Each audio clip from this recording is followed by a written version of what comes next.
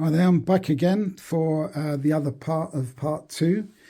Yeah, I've put it all back together now because I actually found a fault in it. It's not really anything that could really benefit anyone else.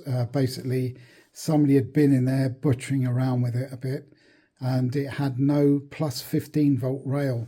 It had the minus 15, and all the other rails were fine, but the plus 15, which was derived from two transistors that came off the bridge rectifier, wasn't there. And going into that particular transistor, which is I think it's a 2SD726, something like that, going into it was minus 8 volts on a positive transistor. So there's something very wrong there. I went all around it. I thought it was the capacitors because looking at the diagram, you have two capacitors stringing across from the negative rail going to the center. I thought it was Zener diodes. I checked everything out. I took all the capacitors out and checked their ESR and everything, and they were fine. I tested the resistors there. There's a couple of 10Ks in there. It's fine. What it turned out to be is the actual 726 power transistor there. It wasn't making proper contact with the pin, with the circuit board on the pin. Somebody had bodged around in there and they'd soldered the transistor in, but one of the legs, i.e. the base, wasn't properly contacting the board, and they put a blob of solder on the other end, so it wasn't really detectable from the underside that it wasn't actually making contact, wasn't going all the way through the board to the other side, so that wasn't touching properly. So obviously what I did, I took the transistor out and I had to extend the legs a little bit and soldered it in, and bingo, it's all working. Just to show you that, there we are. There's a slight amount of hum on this, but there we are. Reverb's fine.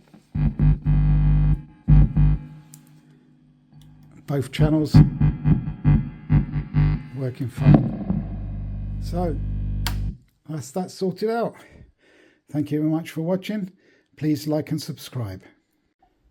This is part two of the Yamaha G50-112 Mark II amplifier repair. There's absolutely no sound on it, so as you see in part one, there's the carcass. I've taken it all apart, taken the head out, and what a fantastically simplistic and beautiful and quality installation this is. You don't get this sort of thing nowadays. This is 80s workmanship. As you can see, we have a board here. Everything looks okay. The capacitors look okay. I've checked the resistors. They look okay. Statically, those fuses are all okay. So it's not going to be a really straightforward problem, this one, but here we go. And this is the panel board here. Let's see. Now, underneath here, you have this board. I think this is, it sorts the bias out or something on the transistors which are mounted on the other side of this. I have two large reservoir caps there. They look okay. I'm going to test them with my meter anyway. This board here, I'm going to check all the voltages first. And you see the two RCA jacks there that go to the reverb plate. Now, obviously, when I switch this on and check the voltages, I'm using my my load here, dummy load that I built myself in Brazil out of 50-watt resistors there. And yeah, this, I think I've shown you this before, but this you can select 8 ohms, 4 ohms or 16 ohms. It's wired in such a way that I can do that. It's not going to take any large wattages for a long period of time, but it's good enough for testing purposes. So that's connected there. So if I switch it on, I'm then safe to check all the voltages. That's the first thing you do. And Anyway, I'll be able to find out what's going on. I'll bring you more in a moment.